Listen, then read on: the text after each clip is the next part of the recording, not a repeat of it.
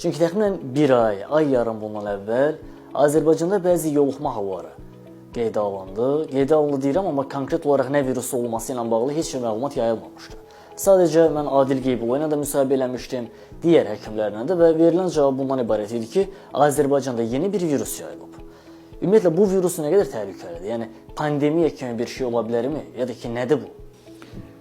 Bilirsiniz, bəşəriyyətin böyük bir təcrübəsi var cürbəcür infeksion xəstəliklərlə mübarizədə. Və bugünkü vəziyyət mən tibbi vəziyyət kimi qiymətləndirmirəm. Sizin sualınıza cavab olaraq bir mənalı yox deyirəm. Viruslar pandemiya yarada bilməz. Bəşəriyyətin kifayət qədər təcrübəsi var və lazım olsa istənilən infeksion xəstəliyin qarşısı alına bilir. Digər tərəfdən niyə bəs belə hadisələr baş verir? Bunu da biz həmişə siyasi bir tədbir kimi, siyasi bir olay kimi qiymətləndiririk. Burada maraqlı olan qüvvələr var və onlar 1970-ci illərdən başlayaraq öz planlarını, öz məkirli planlarını həyata keçirməklə məşğuldurlar.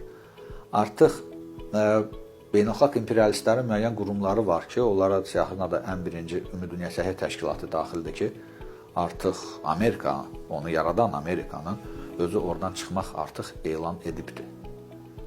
Ümumdünya Səhiyyə Təşkilatından çıxır. İtaliyada eyni qərara vermək ərəfəsindədir. Yəni, çox qəribə bir hadisələr baş verir. Nə nəticələnəcək bilmirik. Ümumdünya Səhiyyə Təşkilatının keçən ilin mayında pandemik sajiş deyilən bir fırıldağı həyata keçmədi. Sonra bu yaxınlarda müəyyən iclas keçirdib, deyirlər ki, biz bilmirik nə xəstəlik olacaq, amma o xəstəliyə qarşı artıq peyvənd hazırlamışıq. Yəni, tam insanları, bəşəriyyəti doluyublar bir yerlərinə.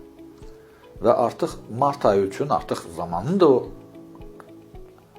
o qədər qudurublar ki, artıq zamanı da öncəliyirlər. Deyirlər ki, mart ayından biz müəyyən yeni bir pandemiyanı həyata keçirəcək.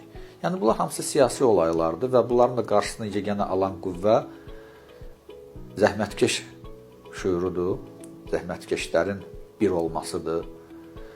Amma beynəlxalq imperialistlər və onların Azərbaycandakı yerli tulaları bunu həyata keçirə bilərlər və yəqin ki, baxarıq hadisələrin gedişatına.